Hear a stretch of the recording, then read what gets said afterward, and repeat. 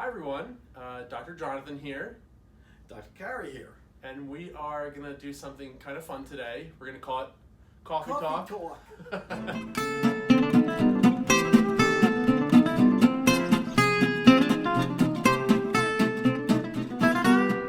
may have seen the SNL show. Was it Mike Myers, I think? That's who it was. Yeah.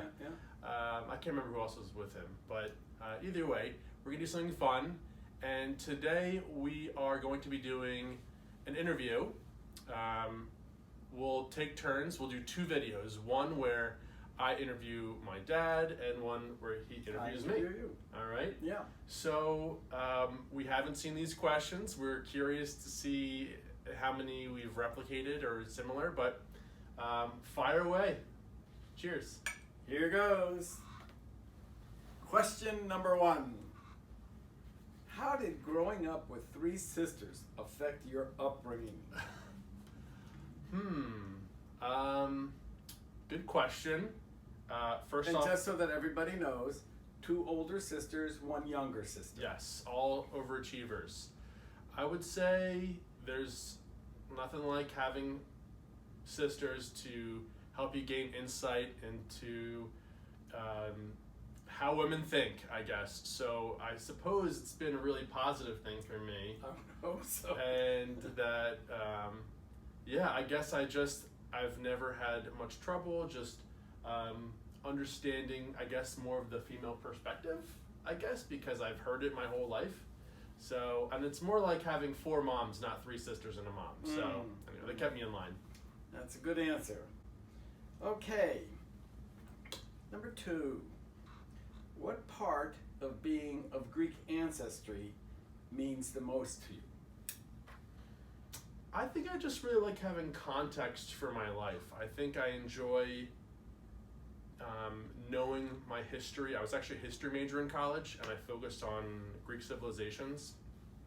And I think it's just cool to know your roots and to be able to identify aspects of yourself that you can trace back for thousands of years. I think that's probably my favorite part. And the history is just really cool as well. Indeed it is. A lot to be proud of. Yeah. Being that we're direct descendants of Aristotle, Plato, and Socrates. Must be, yes, Yeah. exactly. Yeah. Okay, number 3, we're going to switch gears here. Of all the dental procedures you perform, from restorative to cosmetic, oral surgery, implants, root canals, which is your favorite to do? Well, what do you think it is? What do I think it is? I think your favorite thing to do is implants. I think it's a tie. I really like implants because it's instant gratification, and I also really enjoy the fact that most people think it's going to be a lot worse than it is, and they're usually like, oh, that's it? Yeah, that's all there is. So that's kind of fun to surprise people with that.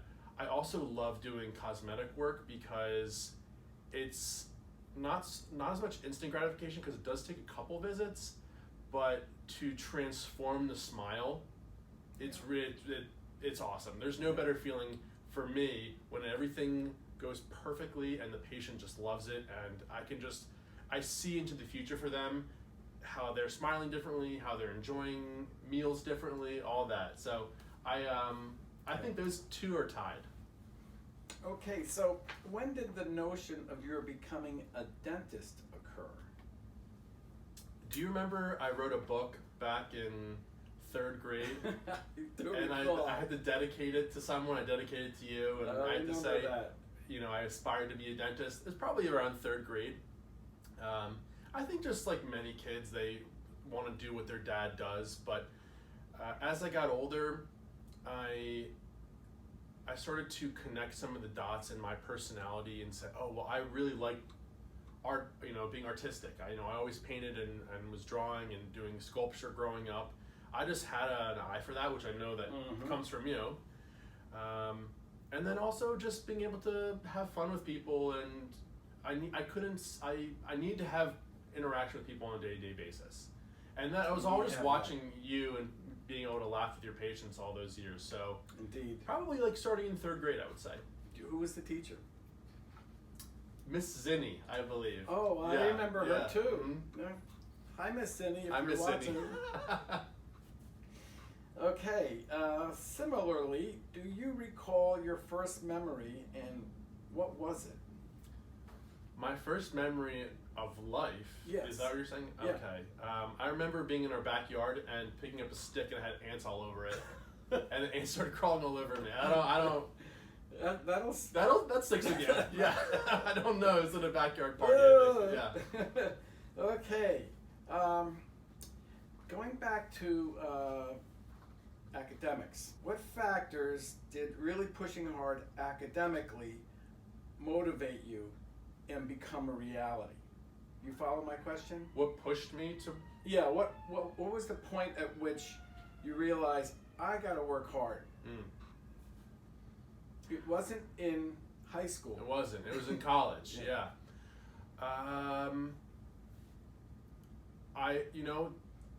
I guess early on,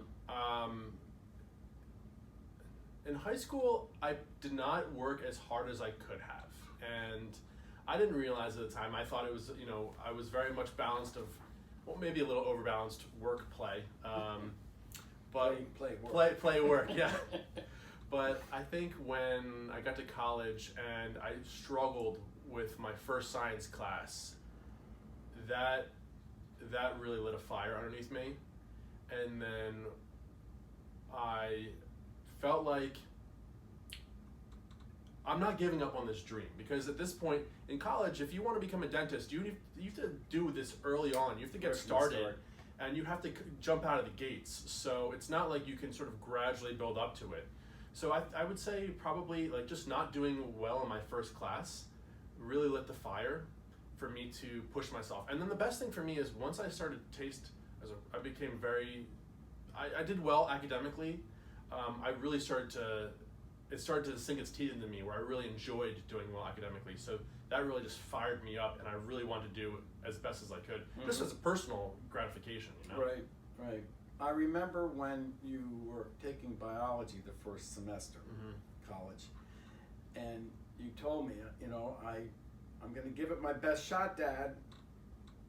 I'm going to give it my very best, but if I don't get a good grade, I gave it my best shot. Yeah.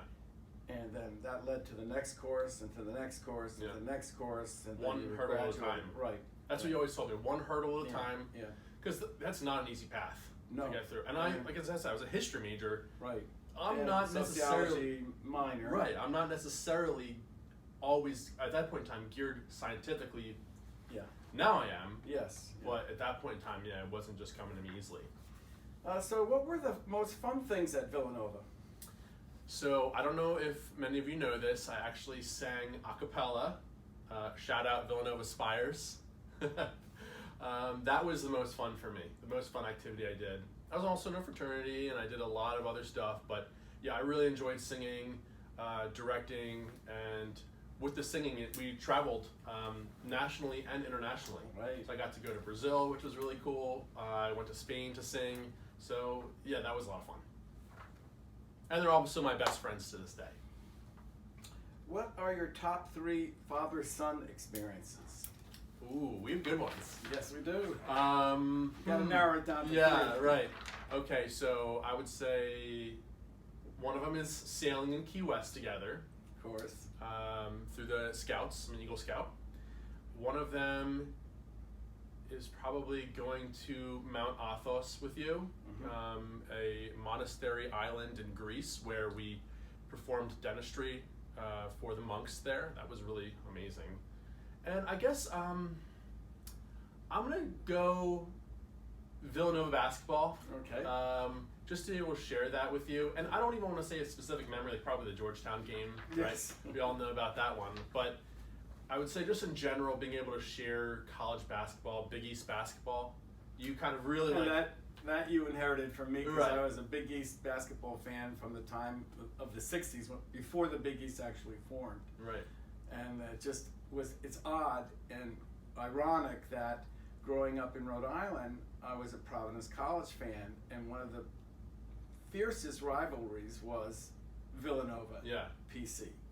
And 50 years later. Yeah. But then also, well, Alyssa, our oldest, my oldest sister, she went to Syracuse, so we all got our flame got ignited for Big East again. Yeah. And she was the year that Carmelo Anthony won the national championship. Right. So, Yep. yeah, Big East, we're a Big East family. Big time, big time. Okay. What 2 or 3 things have I done as a father to influence you? I know there's so many things, it's hard to narrow it down. That's true. I think that probably the number one thing is just your selflessness. There was never a doubt in my mind that you would always put anyone before yourself. And as being a child of yours, I felt like no matter whatever you could do, even if it meant cutting off your own arm, to help me, that you would do it. So I would say that's probably it, and it's still true to this day. I know Thank you. patients will feel the same way, and everyone feels the same way about you. Another one is just, I don't know, your passion for life. I think that you are just a super passionate guy. Whatever it is you do 1,000%, and I enjoy that. Whether it's laughing or being involved in like a dental organization or anything you do, it's just, you're 1,000% in, and you're just passionate about it. And I That's think how it be. Yeah. That's how to be passionate about the things that you care about. Right. And take it to the nth degree in your efforts to pursue that. Right. Where do you see yourself and Georgia, your fiancée, in 5 years? Well, still here, of Yes. course. Wherever the practice is, and it'll be here. That's where I'll be around. God willing, kids. Somewhere in the Philly suburbs. Yeah, I don't know. We do take it sort of like, I don't know, I want to say one day at a time, one month at a time. We're planning our wedding right now, so that's really like on our minds. Sure. But yeah, locally, hopefully raising a family, being here at the office. That's, nothing too crazy, just simple. It's hard to think 5 years, 10 years ahead, but it's a good idea to try to plan that way. Yeah. Because it's good to have goals, immediate, near future, distant future, so that you can look back and say, I did this, this, and this, just like I wanted to do. Right. So otherwise, it seems to go by very quickly. Yeah. Okay, so what factors did you have in mind when we were designing our new office here? Because you were the main person, not me. You were the main person in designing our space. Okay. So I would say there are 2 main things that were important to me. Well, 3. The first is patient comfort, which we were really excited when we did the massage chairs. So we wanted to make sure that the environment was just comfortable. The colors we chose were supposed to be sort of relaxing and soothing. We're renting this office because of all the windows it has with all the trees around it, because we thought that would be relaxing for patients. So comfort. Second thing is we wanted to make sure it flowed optimally. We had big office rooms, so people didn't feel claustrophobic, and our team could get in and out, and didn't have to worry about it. The third thing is I felt like I wanted to have our office match the quality of the work that we do. And you can do gorgeous work in a little shack, but I wanted to make sure that people were inspired by the office and that they felt like they could trust the quality of the office when they just walked in the door. So those So it's a reflection of our work. Yeah, exactly. Yeah, and vice versa. Right. Which birthday celebrations thus far are your favorite? You know the answer to this one. I know one of them, that's for sure. 30th birthday. That was a great time. That was a fantastic birthday, and Georgia really went all out. Maybe I'll attach a picture. She surprised me with this Villanova Eagles cake, which people would have thought I was a bandwagon jumper at that point in time. But then I bleed green and I bleed blue, It was like Eagles, I think Eagles on the bottom, Villanova on top, and they both had won championships. Yeah. So, yeah, that was great. We did that at Frankfurt Hall. Frankfurt Hall? Yeah. Yeah, Frankfurt Hall in Philly. And I think it was the first nice day in spring, and like 85, 90 people came out for the birthday. It was packed. It was a lot of fun. Yeah, pre-COVID days. Oh, yes, indeed. Okay, a little more serious. Which attributes from your mother and father do you hope to emulate? So with Mom, I would say she was just a good mom. Just really invested in our success and Devoted. just very devoted. So I would want to just be able to dedicate when I have children. I would want to dedicate myself the way that she dedicated to us. And I mean, of course, like I got my dental dreams and aspirations from you, but she really pushed me to be able to achieve. And if she never let me settle for anything. No. So, and even to this day, I'm like, yeah, Mom, I got it from here, but still need her. From you, I would say, well, you alluded to yeah, sort of like to your it passion earlier. passion for whatever it is that you do. I would say, yeah. You talked about this earlier. You and I have been to Mount Athos in Greece a couple of times to offer dental care to the monks at the monastery. It was a spiritual, father-son, and professional experience. Do you hope to return to Mount Athos in the future? I really do. It was an amazing experience. Totally unique. I mean, we spent time right after I had gotten into dental school. Right. So I had never even seen a single patient. My first patient, technically, that I saw, That's great. They asked me to do a suture removal from the mouth of a monk, which is just but for me, I was oh my gosh, I can't believe I'm doing this. First patient. Yeah, and then after I graduated from dental school, we went back, and my first patient with a license. Right. Because before it was just I was getting into dental school. The first patient with a license was seeing monks there. Right. So I mean, just an amazing way to start the career. And yeah, I definitely hope to go back. It was just such a cool experience, and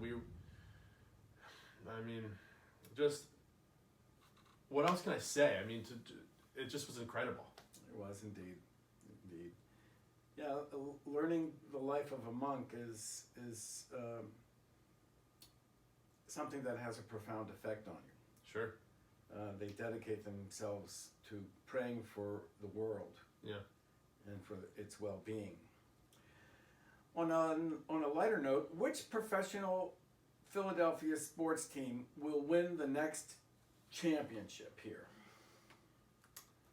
I'd say the closest bet we have is probably the Sixers. Heartbreaking end of the last season, but Embiid is now locked up for 4 years, 4 more years, so in contract. So I'd say the Sixers. Do you think Ben Simmons will learn how to take a jump shot? If he does, it probably not on my list. Yeah, but it probably won't be here if he does. Yeah. Do you think Villanova will win another NCAA basketball championship under Jay Wright? Absolutely. Okay. Yeah, absolutely. That's about as firm as you get there. Yeah. Okay. Probably even next year, I think they're going to win it all. Well, they need a good shooting forward. Mm-hmm. Well, Jermaine Samuels is coming back. Yes, and he has had highlights where he can take off. Gillespie's coming back for a fifth year, so I think they're going to actually win it all next year. What gives you the greatest satisfaction in dentistry? I would say probably taking people who are really, really nervous, really scared, and within one appointment, making them feel comfortable.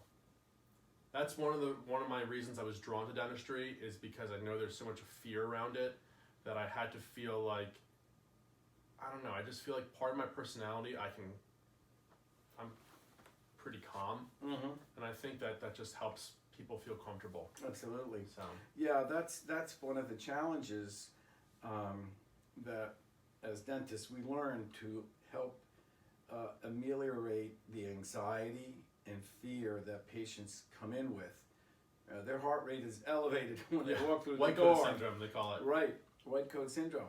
Fortunately, we don't wear white coats, so right off the bat we're calming them down.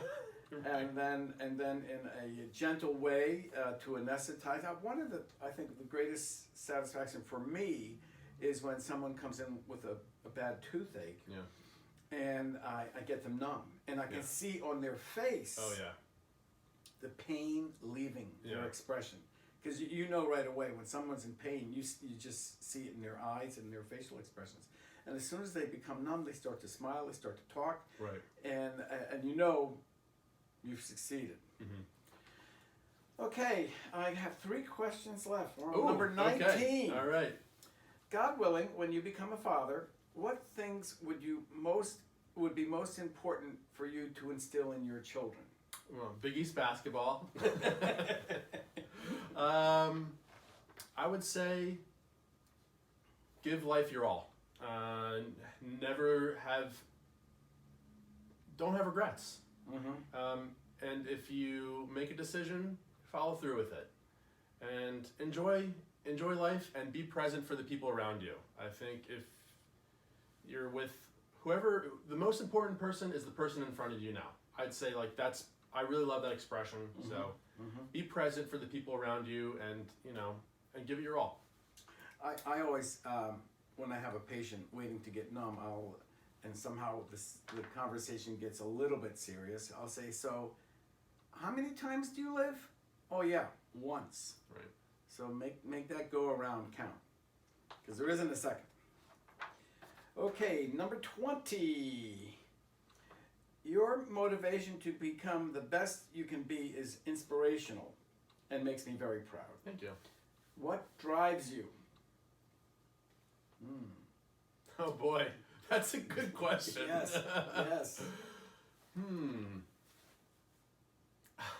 I think probably Freud would say, I want to make my mom proud. All right, Alexis, did you hear that? Yeah, I don't know. I think in terms of my professional career, my goals are to make your life easier. It's getting there. Yeah. It's there. Yeah. I just want to make my parents proud. And I think it's... Well, you have succeeded in doing that, so you have to find something else now.